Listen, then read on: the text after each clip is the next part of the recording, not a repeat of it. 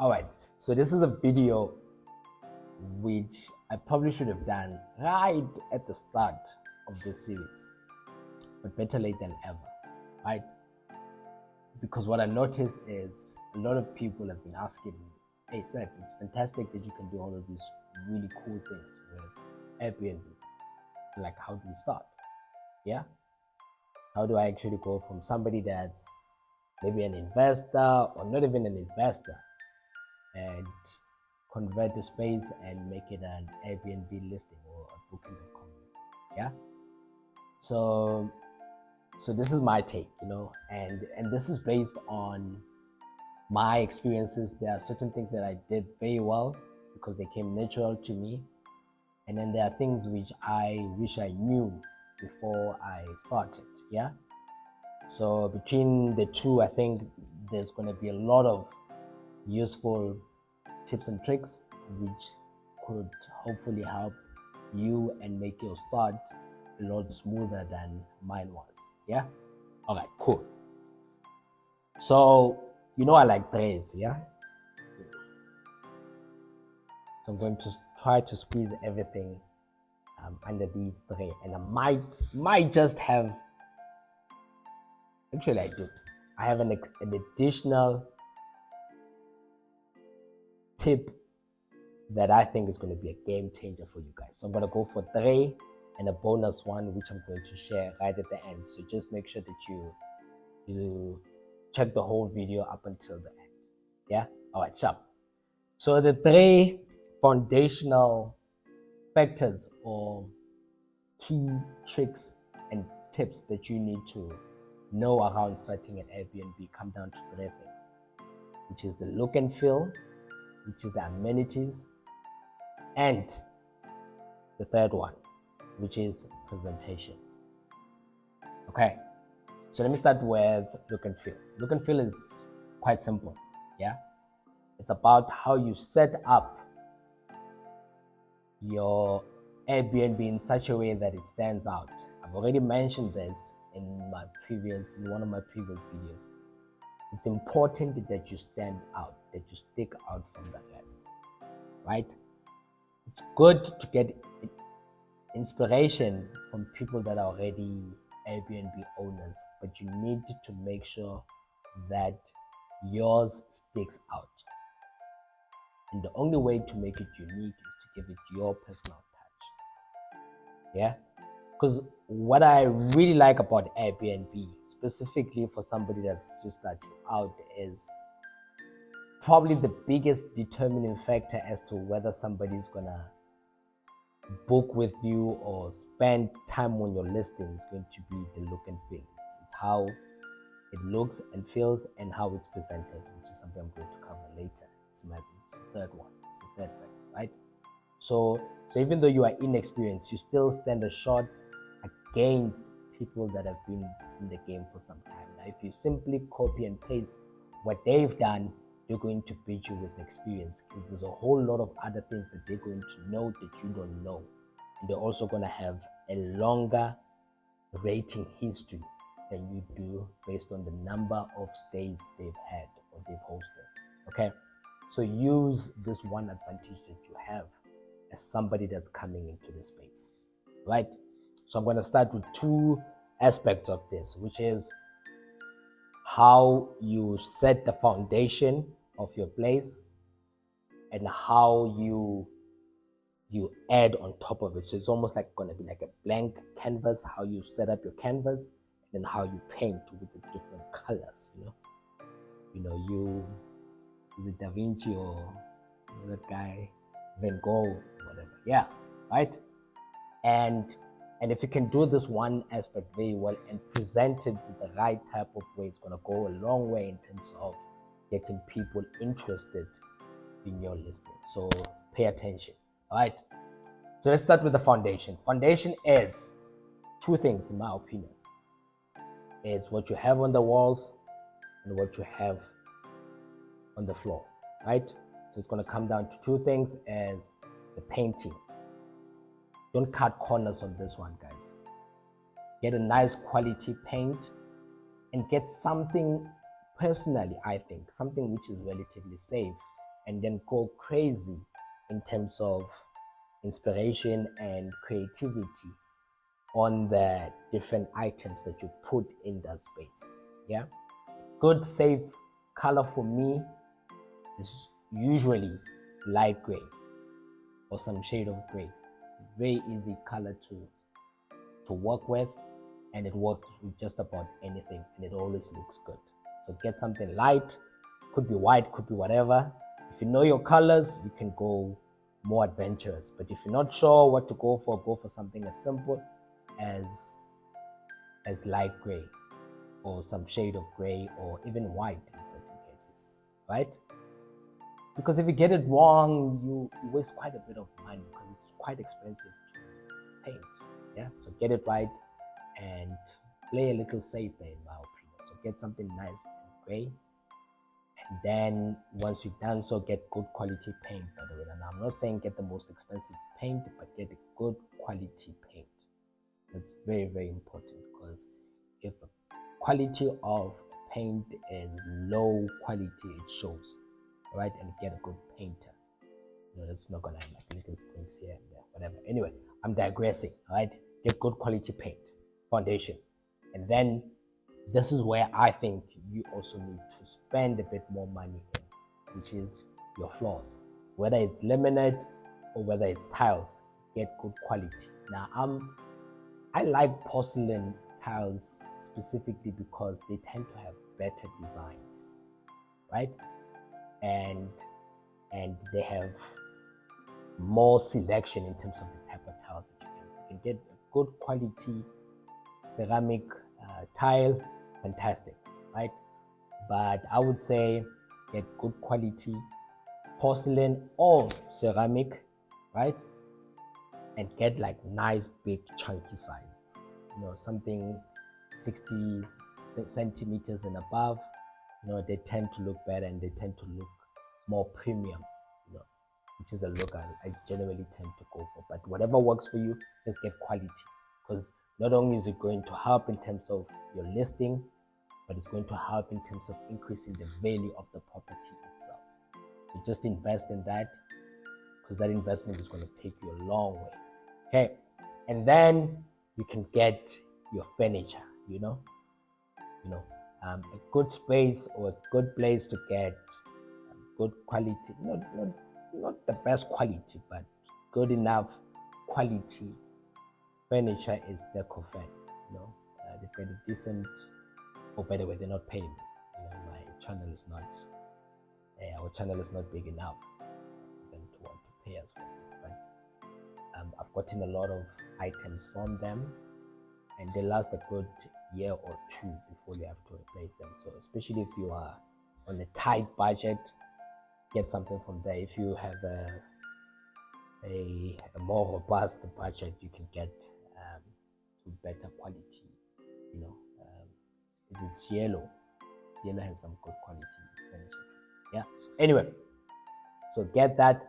And I would say this, especially if you running tight on budget, consider getting second-hand good quality furniture and appliances, right? From places such as Facebook Market and Gumtree. You'll find some great deals there, especially people that are moving abroad or whatever, and then they need to sell the stuff quickly. Get good quality furniture and appliances for a fraction of the cost, right? And then style it the best way that you know how. Give it your personal touch. If you think something looks good, maybe get an opinion from people that are around you that you trust. Whose opinion did you trust? Yeah. All right, cool. That's number one, right? Number two is this. Airbnb will give you a lot of guidance in terms of the type of amenities to have. But think yourself and say, if I'm somebody that's coming into this suburb and this property, what type of amenities would I want to have to make my stay more better, I think.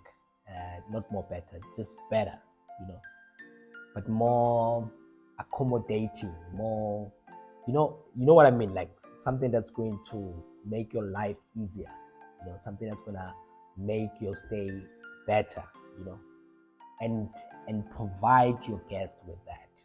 And then also look at certain things that can make you stand out. If you're in a holiday resort, for instance, it's going to be nice to have like a jacuzzi, when I add a dynamic to your stay or to your listing. Sorry. Yeah. Think of ways in which you could have amenities that people love and then they're going to find value in. Certain amenities will actually have filters that people can actually select in order to make sure that they're there. So some amenities are very important to people, like a swimming pool if you have one. Anyway, but the essence in terms of what I'm trying to say is follow the instructions from Airbnb, right? And then once you've done so, look at ways in which your stay can add that little bit of something, that je ne sais quoi thing, yeah, right? And make sure like the basics are there, at the very least. Okay. And then the third one is how you present your listing.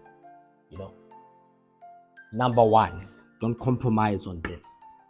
And don't get your guy who also is like a part-time photographer or something like that. Get somebody professional for this. Get fantastic looking photos from somebody who's a specialist in taking photos of spaces. Your architectural photographers, your landscape photographers. Get somebody who's a specialist, because they are the ones that are going to take your listing and make it look like one of those magazines, those fancy travel magazines that you see of properties. They are the ones that are able to do so. So don't just get somebody who takes portraits, for instance. Don't just get somebody who takes wedding photos. Get somebody who's a specialist in this area and invest in getting good, decent one. I've got one that I personally use. It's fantastic and it's affordable. I'm happy to recommend them to you guys. I just need you to let me know. Just comment on the comment section. Say, hey, Seth, hook me up with that guy. Yeah, happy to do so. But make sure that you get somebody solid to do this. And then the next thing is how you narrate your space. Make people feel like they're going on a journey in terms of discovering what your listing is about and what it has to offer to guests, right? Look at the people that are already super hosts and how they've decided to narrate their space. And take cues from them and give it your personal touch. So that when I see your beautiful photos, because you've done like a beautiful space, your look and feel is fantastic, good finishing, paint, tiles, everything is just, yeah? And you've got all the basic amenities that are needed. But when I read about it, I feel like, man, this is the type of place I want to go visit, or this is the type of place I want to stay at. Look at doing something like that. And a lot of it you will get from other people. So just go on to Airbnb and just say filter superhost only, and look at what they're doing and how they're narrating their space, and use that as the basis for you to narrate what your space is about. Does that make sense? I hope it does. Right? And then one bonus one, which is very, very important. As you learn the best way of doing things, write steps down. I'm the guy that loves systems. Write steps down. When this person came into the space, this is what they struggled with. So maybe next time I need to preemptively give the next guest that information so that the next guest does not struggle like the previous one. And the more you can document around the different aspects and processes of your Airbnb listing, the better you will do in the long run, because initially this whole thing is very exciting, but there will come a time when it starts to feel tedious, when it's no longer fun for you to want to do. Now, if you've created a proper solid system around your Airbnb listing, then it's going to be easy to follow, either for yourself or for the next person that you can now hand over the running of the BNB to, because you already have processes written down. Promise you guys, you're not always going to be excited about telling a guest how they get to your property or to your listing. So the sooner you can create guides that you can send, and most of these platforms will actually tell you, will actually help in terms of automating this process, where you can create a guide, and that guide will be sent X number of hours or X number of days before the guest arrives. You know, some guests are not good at finding the information on Airbnb or any other platform. So you preemptively send it to them in a way in which is automated. Now, because you've documented the space, you've documented the process, then it's automatically sent to that person, and the guest never has to get frustrated about the fact that they can't do something, right? And then the last one is this. When you're starting out, avoid multiple platform listings, because there's complexity in terms of syncing the calendar. Sometimes the calendars don't do what they're supposed to do, and you're gonna get a lot of annoyed guests if that happens. So stick to one platform. I found that Airbnb, that's why this whole series is called Airbnb. Airbnb is a solid, good one that teaches you to focus on quality, that teaches you to focus on customer centricity. Woo! Yeah, it's a fancy term I learned while I was still in corporate consulting, you know. And Airbnb is designed specifically around that. So if you can get Airbnb right, you can work on any other platform, you know. So start with Airbnb as your foundation, and then move on to other platforms. Okay, so those are my 3 plus 1 bonus, and a bonus of that bonus factors that you need to be considering while you are starting your Airbnb listing. I hope there's a lot of value in this, and if there's other things that you guys think I should either cover or didn't cover, or that you would like to learn more about, I'm happy to share, because that's what I'm doing here, sharing my experiences. You know, might work for some of you guys, but I hope it will work for most of you guys. And if there's something that you know that you can teach me, please do so that I can also learn from you, and then we come together in a simple and relatable manner, you know, which is what the whole channel is about. Me and tshepang are trying to create a platform where property investing is not something which is foreign, it's something which is relatable, it's something which is simple to understand, right? And if you feel like some of the things that we're talking about are not simple, tell us so that we can simplify it even more. Yeah? That's my name, and I'll see you guys in the next episode.